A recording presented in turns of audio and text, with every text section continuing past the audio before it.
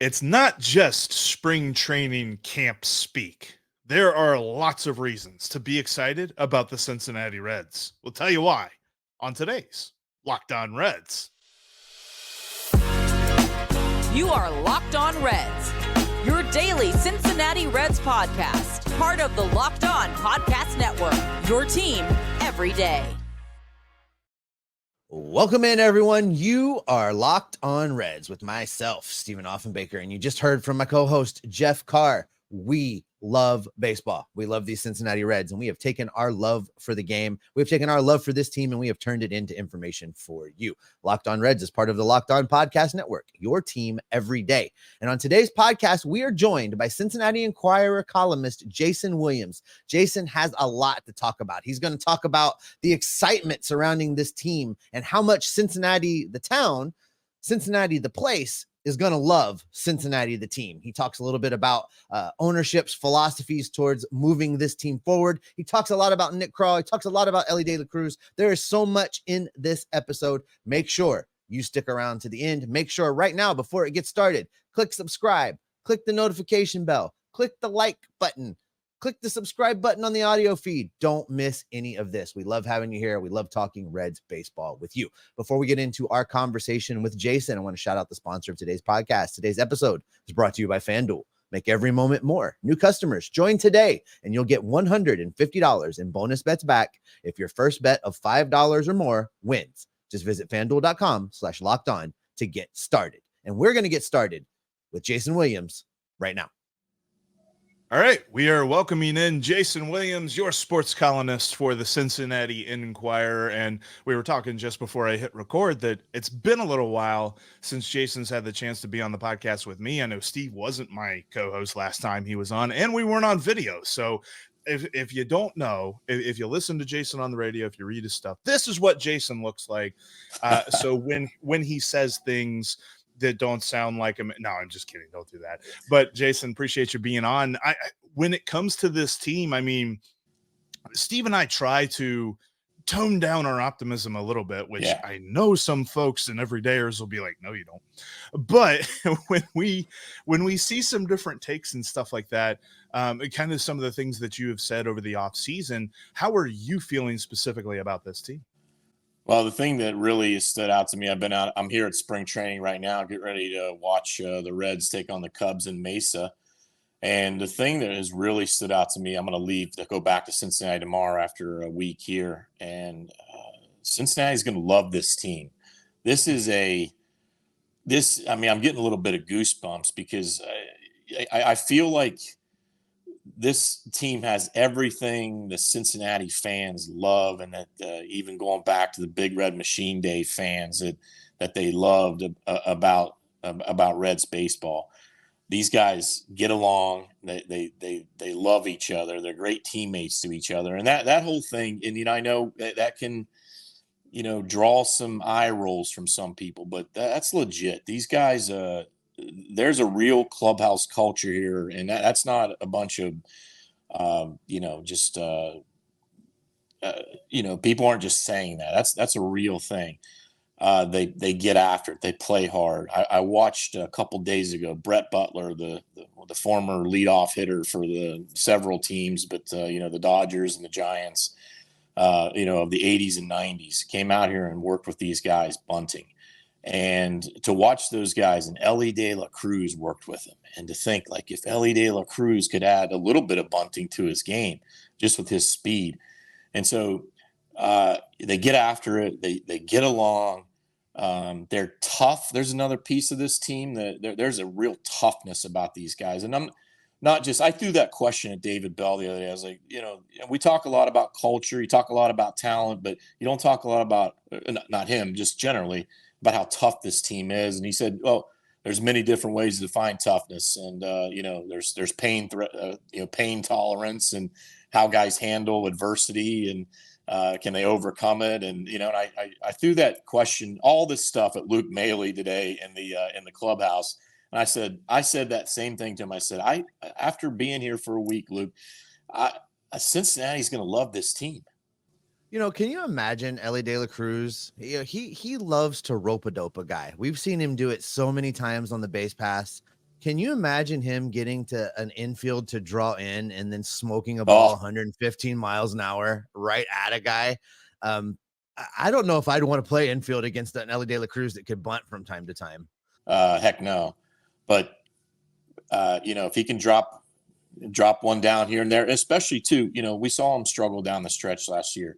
If he could add that, and I know it's easier said than done. If it weren't, then Billy Hamilton might still be here. Billy Hamilton might still be in the big leagues. Obviously, Drew Stubbs would have had a different career. And, we were talking about that as some of the writers and the Reds folks were standing off to the side watching that bunting clinic that Brett Butler was putting on the other day, and TJ Friedel leading the way as well. But if he could just add, at least maybe even grasp some of the basics of it, and especially in those times when he's slumping, and be able to drop one down, bam. I mean, that's all you just get the guy on base, right? We know that. We know the Reds, there's so many different things that they know when he gets on base, how much of an advantage they have just by him being on base and what he does to change the complexion of a game, of an inning, just by him reaching first base safely and just get on base. And if that's what it takes at times, then why not? And so I think that's the approach of the Reds right now is expanding Elly. You guys have talked about it a lot and all the different things he's done with the swing and all that. So if he can, I think too, they don't want to throw too much at him. Right. It's interesting. And if I could say this about Elly as well, we found in the last few days here that he's really working hard on learning English, and he's trying to do his interviews just in English this year. David Bell this morning said that he said he's even working on it with guys in the clubhouse with David Bell. He's throwing a question. He's trying to teach David Bell Spanish. He's throwing a question a day to David Bell to see if David Bell can respond to his question in Spanish. What does a David Bell in Spanish interview look like? Because the English versions are, you guys did really well out there today. Everything seemed to be right, just fine. We're going to go out there and do our best to win. So is the Spanish version the same way? No, I think we're going to see. I think we're going to see David Bell, and I don't speak Spanish, but does he get I'll be like, it's going to roll his R's really well. We're going to finally get some flair. Animated, is that energetic? That's where it's all going to come out. No, I'm just kidding. I need a gif of that, him just rolling his R's for a minute. That'd be amazing. No, I read that. I think it was Charlie that had the article about that when he was talking about Elly learning English, and really I think that's an underrated thing. I mean, not necessarily from the standpoint that people can communicate with them. Everybody has their own language. It's from the standpoint of confidence. It shows that Elly's like, man, I am here, and I want to make sure there's nothing lost in translation from what I have to say based on the questions that I hear and all this other stuff. Like I have nothing to hide with my game because I am so excited about it. Right. I don't, there is nothing to hide about his game. You even just go around the complex and I know like 22 years, he just turned 22, right? He just turns 22, and he's already been in the organization for several years now. And I've talked to some of the guys that work at the complex in Goodyear year round who've known him since day one. And the guy who picked him up from the airport when they first signed him and brought him to the complex from the Sky Harbor Airport, and has known him probably before almost anyone in the Reds organization. And I just was small talking with him. He's the guy. He sits next to the players' parking lot, Lance, and he's telling me just how wonderful of a guy Elly is. That how much he loves to play the game. How much he just loves being around his teammates. How he's just talking about how impressed he is as the fact that it's funny to him to think that he's still only 22, and that he's. I don't want this to sound like this is like a little league or high school player, but I think it applies. Like he's coachable, and the fact that he's still young, and the fact that he's had all three of us and so many others have written and said and heaped all this superstardom on him, and for him to be able to at that age, block that out or embrace it. Not necessarily block it out, but embrace it, but not let it impact him in terms of that he has to get better. I'm super impressed with how he's able to do that, and how he's working on, and he's open to, he's open to coaching. Like Barry Larkin's been working with him on, and I talked to Barry yesterday, just on it was Barry he did demonstrate from, but pre-pitch positioning. And it's basically when the pitch is released, it's you taking a little step and staggering your foot and being ready. And he said, and I said, isn't that we talk about that. I coach a youth baseball team. I was like, you're talking about these, like even more with big leaguers, because a lot of guys think, they've gotten away because they're such great athletes over the years. He said, but here, the balls come at you so hard, and the pitching is, it's a whole different game. And so they constantly have to be reminded, even the great athletes like Elly, and Barry was talking about how he's really watching all the infielders, but how Elly is developing even in that little nuance of the game. And certainly we know and so we talk a lot about his hitting, but his fielding needs to improve as well. And so he's very coachable on that side as well. Elly to the minors? Jason clarifies what he had to say about that in just a moment. Before we get to that, I want to tell you about one of today's sponsors, and that is FanDuel. Right now, new users can take advantage of this great offer. If you go to FanDuel.com/locked-on and you place a $5 wager, your first winning $5 wager will get you $150 in bonus bets back. You cannot find those odds. You really can't. And to be honest with you, if you go to FanDuel and you place a $5 wager that gives you the odds that you can turn $5 into $150, then I don't think that bet's going to hit. So check it out today, because with basketball going on, I mean, we're heading into conference championship season in the NCAA. We've got the stretch run right now of the NBA. Plus, we got spring training baseball. I don't know that I would recommend placing a wager on spring training baseball, but there's some great futures, like great prop bets, great things. You can check out awards and stuff like that. The Cy Young Award and who's got odds to win that. We've got 42-1 for Hunter Greene. Andrew Abbott is a little bit better. They actually like Andrew Abbott a little bit more to win the Cy Young Award. Not amazingly so. I believe it's like 27-1 last I saw. But you can check out things like that and more on FanDuel.com/lockdown, or download the app on your phone today. It's the great way to enhance your sports watching experience. Again, that's FanDuel.com/lockdown. And any new user with a winning $5 bet gets $150 in bonus bets back. FanDuel is an official partner of the NBA and the official sportsbook of Locked On. Thanks as always for making Locked On Reds your first listen every single day. Every day is coming up on the show tomorrow. Frankie Montas is going to make his spring debut for your Cincinnati Reds. We're going to talk about his expectations coming into 2024 and why the odds are against him. Now, there's more on that on tomorrow's episode, but let's get back into our conversation with Jason Williams as he explains his thought process behind Elly De La Cruz going to AAA. Jason, people may not realize the difference between being a beat writer covering this team and being a sports columnist covering this team. You have a different style of writing. You have different storylines you chase, and you have a little bit more freedom to write from an opinion standpoint versus just reporting on what you see or what's going on.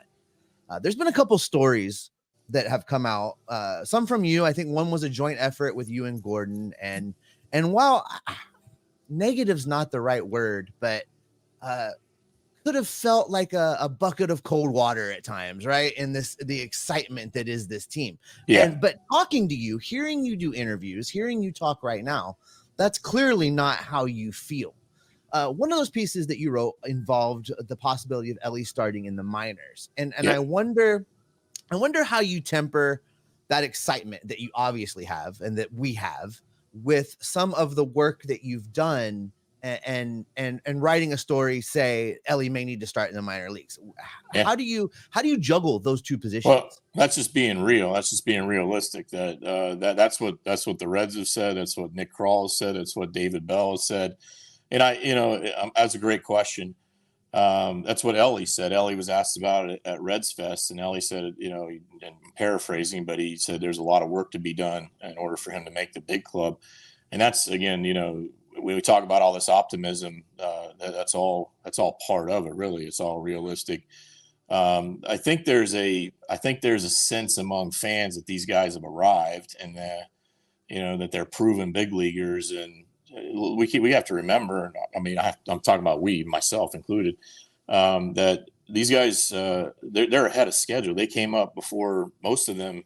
All of them, right, came up before we thought they were going to come up. Yeah, a full season ahead of where we thought they were going to. Exactly, and so there's still a lot for all of those guys collectively, individually, to prove and just to make sure.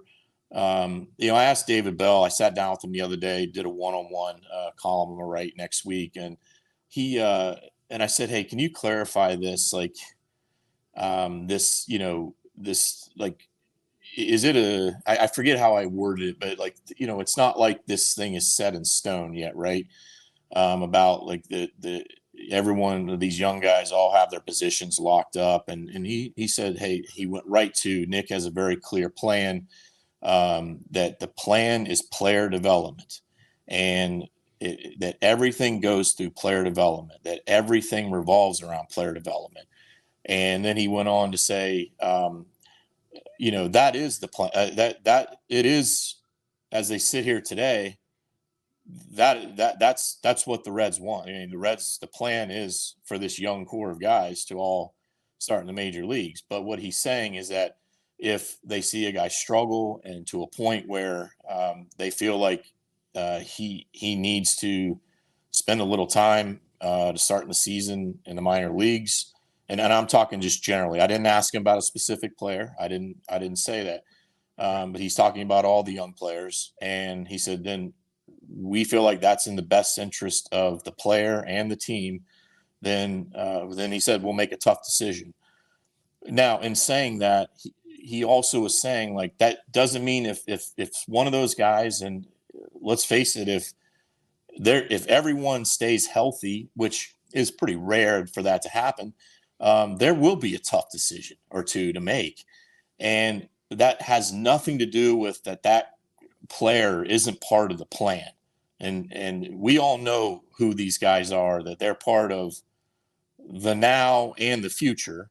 But sometimes you might have to take a little detour in that player development process to be a part of the bigger part of the future. And so that's really the crux of what the Reds are saying. And I think there's been some, I don't know if confusion is maybe not the right word, but just, no one I think is rooting for Elly to start the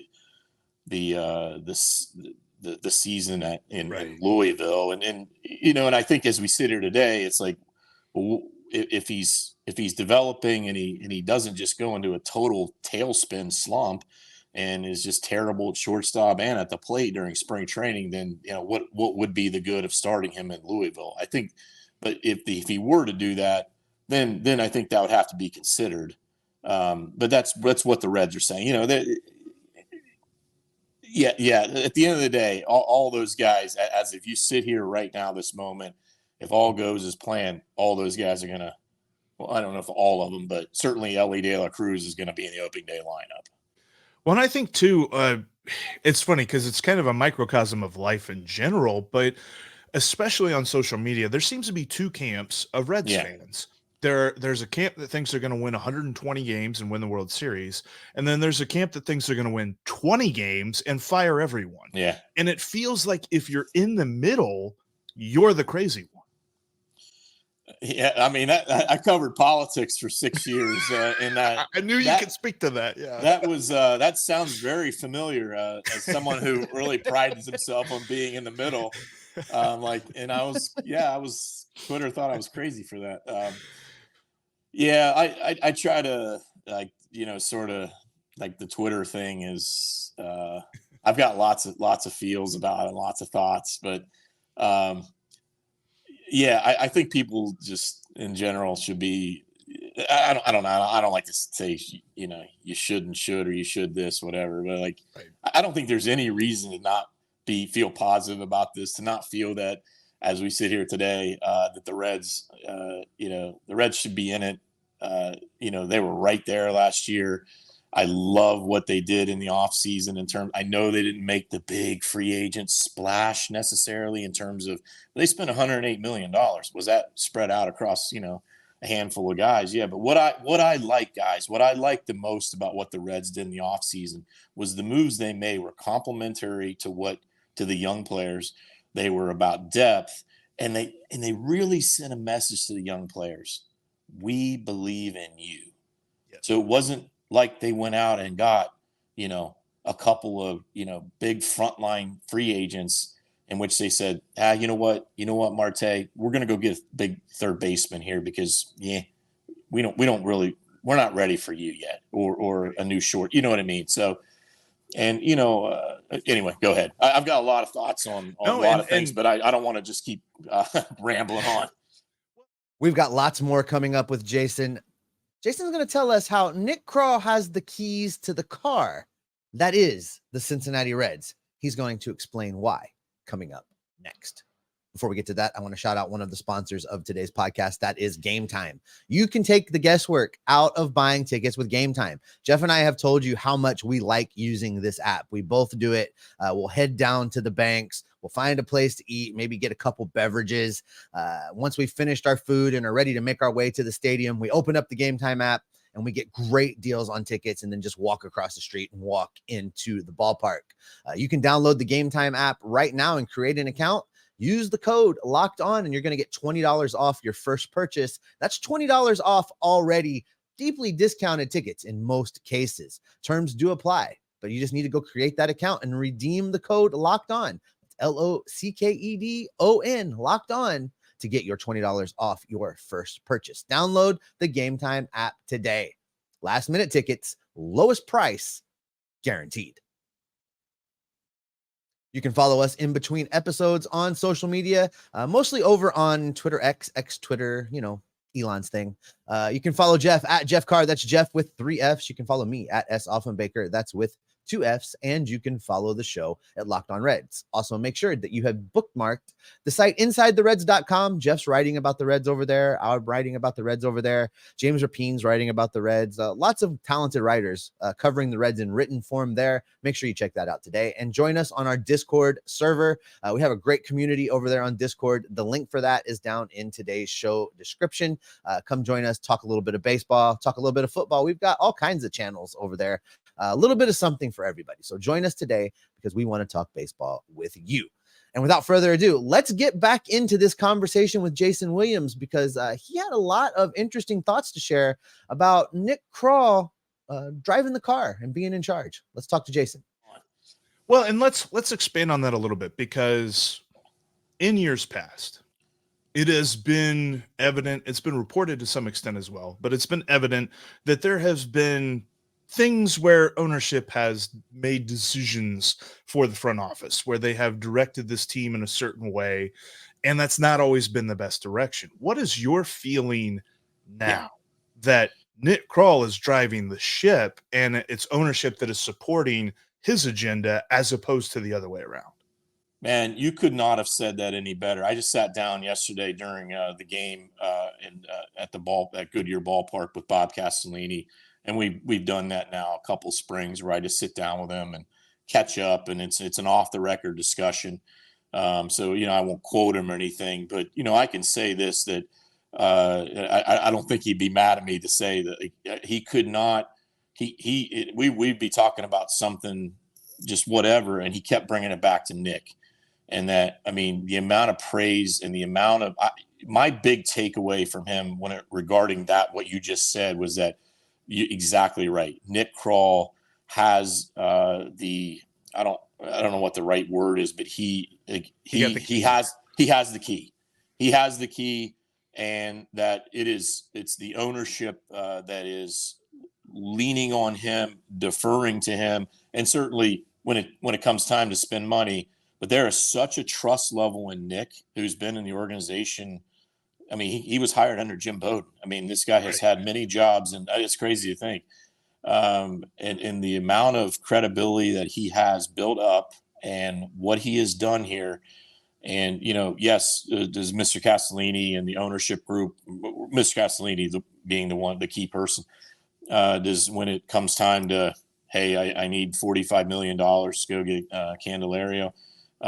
He has to sign off on that, but he has such a trust level now in the front office, the player personnel folks, that he went on and he went on to talk about the scouting department. And you could just tell, like, and these are things that I don't think Bob Castellini was really talking about for several years, but you can tell that he's all in on Nick Krall's plan from top to bottom in the player development and how they go about scouting players, how they go about, the character. I mean, character is a huge part of the Nick Krall era, and that they analyze and ask questions about guys' character and how that plays into what they ultimately believe translates to how they play on the field. And there is a very detailed plan. There is a very structured plan, a plan that just everyone is on board with, from all the way from the owner all the way down through the organization, that, wasn't, I mean, it's funny to think was that 2 years ago, right, guys, about this time when it was not good.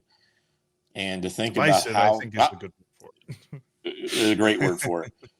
I think to think that in 2 years' time, where they are and how much the top of this organization has bought into what Nick Krall's plan is, and David Bell, is it's pretty amazing.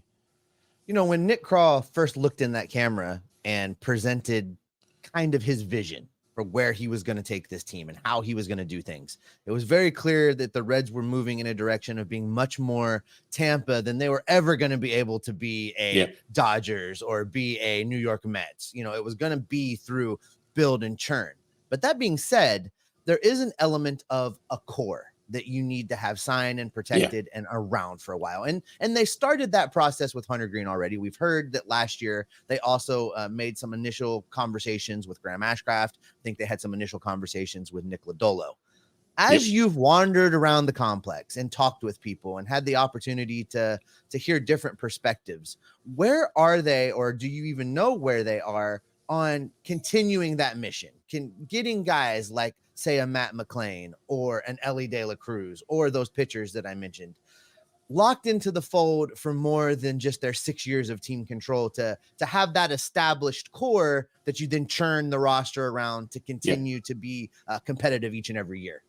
That's a great question. And I haven't heard about anything specifically. I have heard that is part of, when we talk about plan, that is absolutely part of the plan. So, sometimes players will share that, they're discussing, and I haven't asked. I know Graham Ashcraft, I believe someone asked him this spring about it.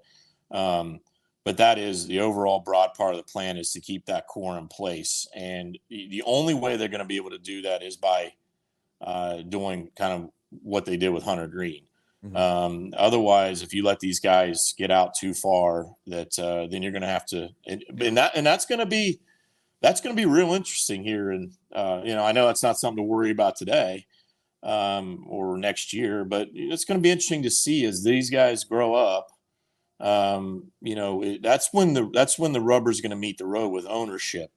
And is ownership going to revert back to the big contracts of, you think back to the players that grew up here, Votto and Jay Bruce, and because the Tampa Bay motto says to say thank you very much, Joey, and thank you, Jay, and thank you for, we valued you, but we have to let you go. I do believe, I will say I've had enough conversations with the right people on that they are very committed to that plan of, once those guys cycle out, that they've got guys ready to go. And that's a big part of this. And so That will be the challenge, though, when to Mr. Castellini when that time comes here in, I don't know, 3-4 years, right? My math's not great, but, kind of when these guys grow up and, well, they've got them for a while, obviously 6 years for a lot of them. Yeah, and I think that's the important thing, too, is not only to have an organization that can keep together its core, but if there is a core member that you just aren't able to sign for whatever reason, you have the organization that you can replace that guy. And I think that's where, I hate saying this name, but that's where the St. Louis Cardinals excelled for the longest amount of time, is that even if Albert Pujols leaves, they're able to absorb that and they have somebody to replace that. And I feel like that is the sweet spot. And as much as we're not rooting for them to not spend money, we're rooting for them to be able to be like, all right, look, Elly is too expensive, but we have Edwin Arroyo, things like that. Well, and I think too, and I was talking about this yesterday with, I think it was with some of the other writers, and just the amount of they've stockpiled talent in this organization. You guys know that, you talk about it, but and they're holding on to it, and certainly there was a lot of debate about whether they should have let some of it go at the deadline last year to get that one piece that could have pushed you to the playoffs. Jeff and I have gone round and round on the spending of prospect capital. So yes, right. I know exactly what you're talking about. And so I think, and again, this is just my opinion as a columnist, I think right now they're trying to figure that out. Like, what can you let go of? Or so right now they're just keeping all of it as they figure it out. Let's let this thing play out a little bit longer. Because that is the plan, is when, some guy gets into his latter years and then they've got another guy ready to go. And so what's the balancing act of that? Well, you can only have a couple of guys ready to go at that one position, and you need 5 of them ready to go at once. So that's really going to be the evolution, or one of the evolutions of this plan that the Reds have, and the Reds have it. It's so funny to think, guys, like, and you guys have talked about a lot. I'm sure you've wrung your hands over it a lot. But so many years there, when you talk about what's the plan, Mike Moustakas, really, like, what's the plan here?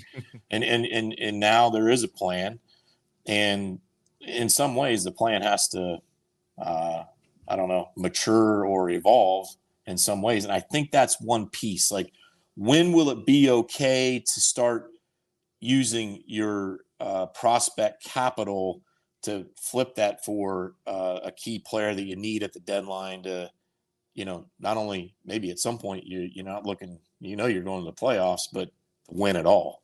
And so I think that's an ongoing thing that they're going to, they got to figure that out. So as this thing goes along. Really appreciate Jason giving us his time today and giving us the insight that he's gotten from going out to Goodyear. But that's going to do it for this episode of the Locked On Reds podcast. Make sure, if you are not an everydayer, become an everydayer by subscribing right here on YouTube or on your favorite podcasting app. And if you're here on YouTube, thanks so much for doing so. Make sure you also click that bell to get notified whenever we've got new content for you. And make sure you click the like button. Helps out the algorithm.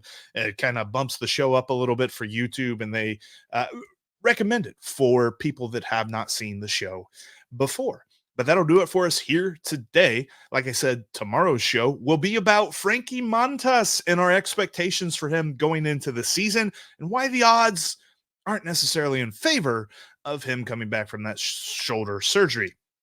But that's going to be on tomorrow's episode, because you can expect us every single day to keep you locked on Reds every single day.